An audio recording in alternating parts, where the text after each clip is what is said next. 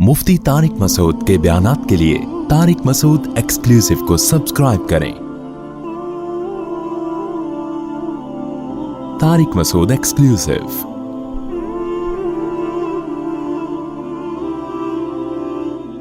सूरह कहफ भी मशहूर सूरत है जो पढ़ी जाती है। नबी सल्लल्लाहु अलैहि वसल्लम ने फरमाया, जो सूरह कहफ की जुम्मे को तिलावत करेगा, जुम्मे की रात को भी कर सकते हैं तिलावत, एक रिवायत में जुम्मे की रात का भी तज़किरा है, तो आपने फरमाया कि वो दज्जाल के फितने से महफूज रहेगा। कहफ अरबी में कहते हैं गार को। इसमें दो बल्कि तीन वाक़यात हैं, दो तो बड़े ही दिलचस्प हैं। पिछली कौमों में चंद नौजवान थे जो ईमान लेकर आए, जो क्या किया उन्होंने, लेकिन जिस मुल्क में वो रहते थे वहां का बादशाह बड़ा जालिम था, वो ईमान वालों को जिंदा रहने नहीं देता था। तो इन नौजवानों ने मिल के ये कहा कि हम यहाँ रहकर अपने ईमान की हिफाजत नहीं कर सकते, ईमान जाहिर करेंगे ये हमें मार देंगे, तो हम इस मुल्क को छोड़कर कहीं निकलते हैं। ये बड़ी कुर्बानी होती है अपना मुल्क छोड़ देना अल्लाह के लिए। हमें छोड़ने की जरूरत इसलिए नहीं है कि हम छोड़ के जाएंगे कहाँ, ये बड़ा मसला है ना। तो हम यहीं रह के दीन पर अमल करें, और अल्हम्दुलिल्लाह अल्लाह का शुक्र है इतना है कि जो करना चाहे तो अमल कर सकता है। तो उन्होंने कहा कि अब हम क्या करते हैं, यहां से निकलते हैं। अब अल्लाह ने देखो उनके साथ कैसी रहमत का मामला किया। असल में यहूद व नसारा इस वाक़े को जानते थे, तो वो नबी की नबूवत का इम्तिहान लेने के लिए उन्होंने नबी से ये वाक़या पूछा कि असहाब कहफ का क्या वाक़या है। यहूद व नसारा तो जानते थे, उनकी आसमानी किताबों में भी था, तारीख से भी नकल होता चला आ रहा था ना, बड़ा दिलचस्प वाक़या था। तो ये चीज़ें तो फिर सीना बसीना नकल होती हैं। लेकिन ये वाक़यात मशहूर थे मदीना में, जहाँ यहूद व नसारा रहते थे। अहले मक्का को इन चीज़ों का इल्म नहीं था, तो उन्होंने नबी का इम्तिहान लेने के लिए पूछा कि असहाब कहफ का क्या वाक़या है। तो उस पर अल्लाह ताला ने सूरह कहफ नाजिल की और बताया, इन्नहुम फित्यतुन आमनू बिरब्बिहिम, चंद नौजवान थे जो अपने रब पर ईमान लाए। अक्सर तौबा की तौफीक जवानी में मिलती है, चाहे गुनाहों से तौबा करनी हो या कुफ्र से तौबा करनी हो। मैंने बूढ़ों को बहुत कम देखा इस्लाम कबूल करते हुए, बल्कि देखा ही नहीं। जितने मैंने गैर मुस्लिम मुसलमान होते हुए अपनी जिंदगी में देखे हैं, वो सब क्या होते हैं, जवान, हालांकि उस वक्त मजे उड़ाने की उम्र होती है। पता ये चलता है कि जवानी में तौबा आसान है, बुढ़ापे में तौबा मुश्किल। क्यों?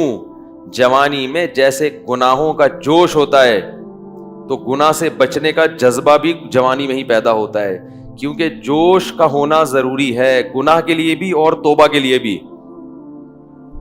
क्या हो गया भाई, एक आग भड़कती हो ना जिस्म में, गुनाह की भी आग भड़कती है, और गुनाह से तौबा के लिए भी जज्बा चाहिए। बुढ़ापे में जज्बात क्या हो जाते हैं, ठंडे, ना गुनाह का वो जज्बा रहता है और ना गुनाह से तौबा का वो जज्बा रहता है, लिहाजा न्यूट्रल हो जाता है।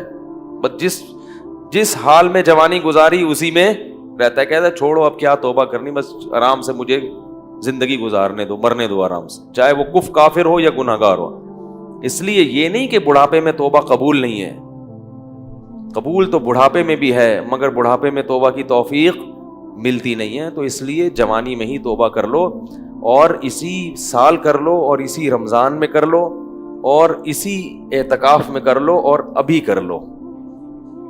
शैतान कहेगा कल ईद के बाद करूंगा, पहले 2-4 फिल्में देखूंगा ईद के बाद जो नई नई रिलीज होंगी हैं, और फिर जो सारी मस्तियां अपनी पूरी करूंगा, निकालूंगा, मजे उड़ाऊंगा, फिर क्या करूंगा, तसल्ली से आखिर में तौबा कर लूंगा। जिसने ये सोच के तौबा को डिले किया, मुअख्खर किया, उससे बड़ा बेवकूफ दुनिया में कोई नहीं है। ऐसा नहीं होता, करनी है तो करो अभी। अल्लाह ताला तौबा की तौफीक दे। आज रात उठ के ना अल्लाह से खूब गिड़गिड़ा के मांगे, अल्लाह जितने गुनाह थे हमने छोड़ दिए, बस हिम्मत करो, हिम्मत के बगैर दुनिया में कुछ भी नहीं होता। तो उन नौजवानों ने क्या कहा, भाई हिम्मत करते हैं। फितिया, कुरान क्या कह रहा है, नौजवान थे, फतन की जमा फितिया आती है। तो उन्होंने कहा कि भाई व इज़ अतज़लतुमूहुम वमा याबुदूना इल्लल्लाह फअबू इलल कहफ, چلو یہاں سے بھاگ کے کسی غار میں پناہ لیتے ہیں, وہاں جا کے سوچیں گے کہ کل کرنا کیا ہے, اگلا پلان کیا, ابھی تو یہاں سے نکلو, یہاں رہ کے کچھ نہیں ہو سکتا. انہیں کیا پتا تھا کہ ان کی اس قربانی پر اللہ ان کو کیسا نوازنے والا ہے. اللہ بڑا شکور ہے. اللہ کا ایک نام ہے شکور. شکور پتہ ہے کسے کہتے ہیں؟ قدردان. آپ تھوڑا کریں اور وہ نوازے بہت زیادہ, اس کو شکور کہتے ہیں. تھوڑی قربانی آپ دو گے مگر وہ نوازے گا بہت زیادہ. اللہ ایسا کرتے ہیں. تو یہ نوجوان نکل کے گئے ہیں اور انہوں نے غار میں کیا کی؟ پناہ لی, وہاں بیٹھ چلے گئے ہیں, نیند آ گئی, سو گئے. ساتھ ان کا کتا بھی تھا. حفاظت کے لیے کتا رکھنا بولو بھائی جائز, بلا وجہ کتا رکھنا حرام ہے.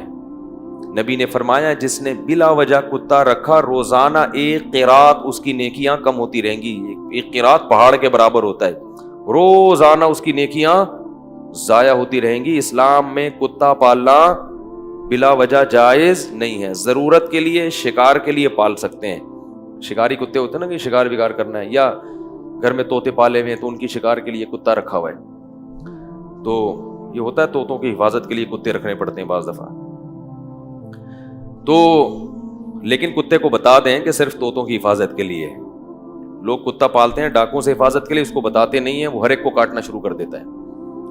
تو وہ اپنا کتا بھی ساتھ لے گئے حفاظت کے لیے کہ بھائی کہیں پہرے وہرے کا کام آئے گا.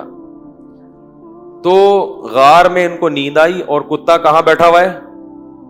غار کے کنارے پہ. وہ حفاظت کے لیے بیٹھا ہوا تھا کہ بھائی کوئی آئے گا تو بھونک کے ان کو بتائے گا بھائی بندہ آیا ہوا ہے کوئی.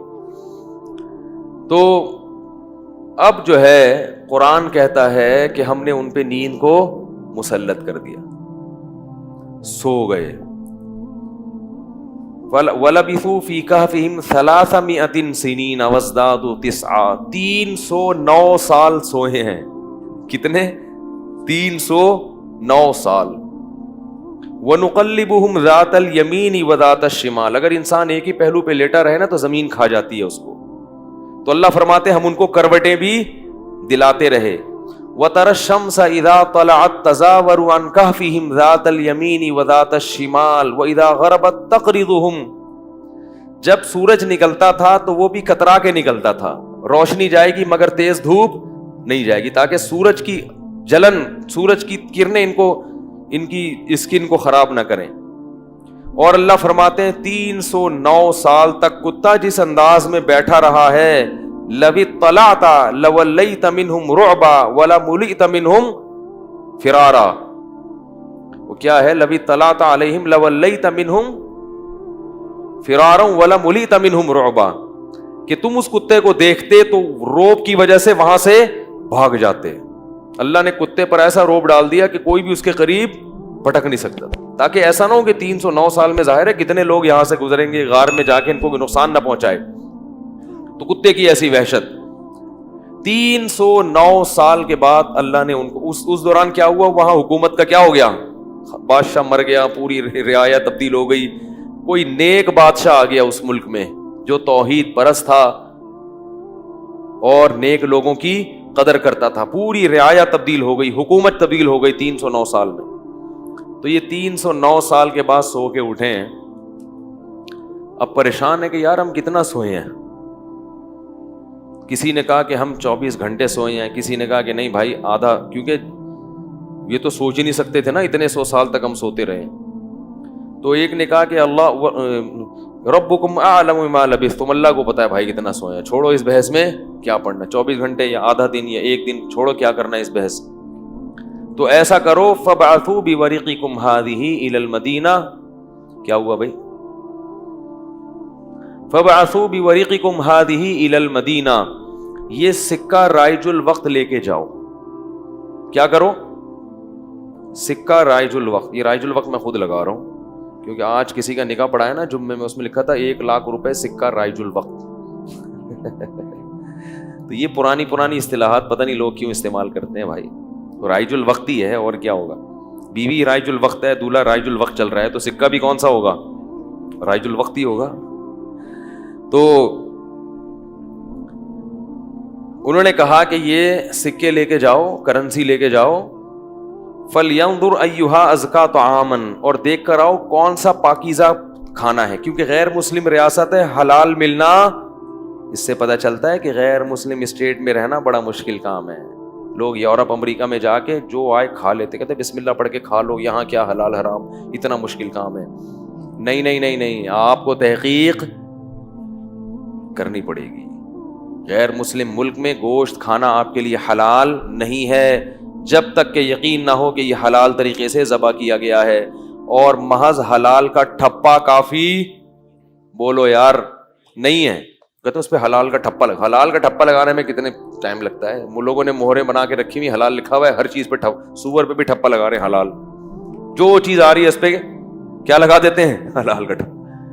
جو بھی ان ملکوں میں رہتے ہیں ان کی ذمہ داری ہے کہ چکن کھا رہے ہیں، بکرا کھا رہے ہیں، جا کے پہلے تحقیق کریں کہ اس کمپنی میں حلال ہے بھی یا نہیں ہے. مشینی ذبیحہ ہماری تحقیق میں حلال نہیں ہے. قرآن میں صاف ہے کہ جس جانور پر اللہ کا نام نہ لیا جائے اسے کھانا جائز نہیں ہے. اور نام لینے کا مطلب انسان نے نام نہ لیا ہو، مشین کا نام لینا کافی،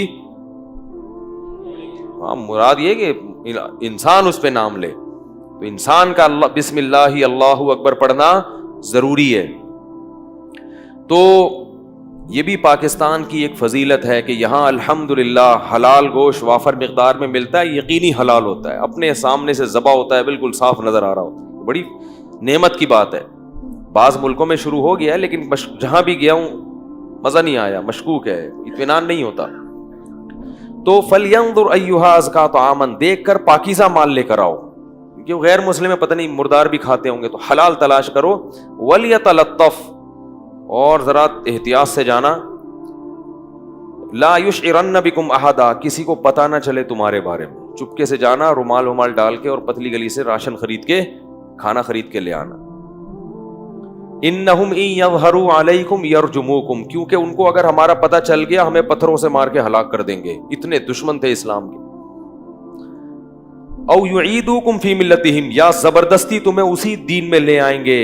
ولن تفلحوا اذن ابدا، پھر تو تم کبھی بھی کامیاب نہیں ہوگے، نقصان ہو جائے گا. ہم تو نہ اس دین میں دوبارہ جا سکتے ہیں اور نہ ہم قتل ہونا چاہتے ہیں کہ پتھروں سے ہمیں کوئی ہلاک کرے. لہذا چپکے سے جاؤ اور پتلی گلی سے واپس آ جاؤ. وہ جب چپکے سے گیا تو وہ دیکھ کے حیران ہو گیا، یہ کیا ہے بھائی، یہ تو وہ علاقہ ہی نہیں ہے بھائی. تو علاقہ ہی چینج ہو گیا ہے. علاقہ کیا ہو گیا ہے؟ چینج ہو گیا ہے. سندھ والے جو ہے نا علاقے کو کہتے ہیں علاقہ، کہتے ہیں علاقے کی بات ہوتی ہے بھائی. تو وہ تو پورا علاقہ چینج ہو گیا. تو وہ حیران کہ وہ بادشاہ کہاں ہیں. انہوں نے کہا کہ وہ بادشاہ تو بھائی 300 سال پرانی بات ہے، اس کے زمانے کی تو ٹرینیں بند ہو گئی ہیں. کون سے بادشاہ کی بات کر رہے ہیں؟ اس نے کہا بھائی وہ بادشاہ. انہوں نے کہا بھائی وہ پرانے زمانے کا قصہ ہے. انہوں نے پھر وہ کرنسی دکھائی. انہوں نے کہا یہ کرنسی تو 300 سال پہلے اسٹیٹ بینک نے پابندی لگا دی تھی، یہ کون سی کرنسی لے کے گھوم رہے ہو. بہرحال چونکہ تاریخی کتابوں میں نقل ہوتا چلا آ رہا تھا کہ چند لوگ تھے جو ایمان قبول کر کے ملک چھوڑ کر چلے گئے تھے. تو پھر انہوں نے اس کو بھی بلایا اپنے باقی ساتھیوں کو. پھر تحقیق ہوئی تو لوگوں کو یقین آ گیا کہ یہ اللہ نے کیا کیا ان کے ساتھ، ایک کرامت کا معاملہ کیا ہے کہ چونکہ یہ ایمان لائے تھے تو اللہ نے ان کو اس بادشاہ کے شر سے بچانے کے لیے 300 سال بعد والے جہان میں منتقل کر دیا ہے. تو اب لوگ ان کے عقیدت سے ہاتھ پاؤں چومنے لگے اور وہ بڑا ان کی جو ہے نا عقیدت اور محبت کرنے لگے. اور ان کے انتقال کے بعد وہاں انہوں نے لوگوں نے ایک مسجد بنائی اللہ کو یاد رکھنے کے لیے. تو یہ مختصر واقعہ قرآن نے اصحاب کہف کا بیان کیا ہے.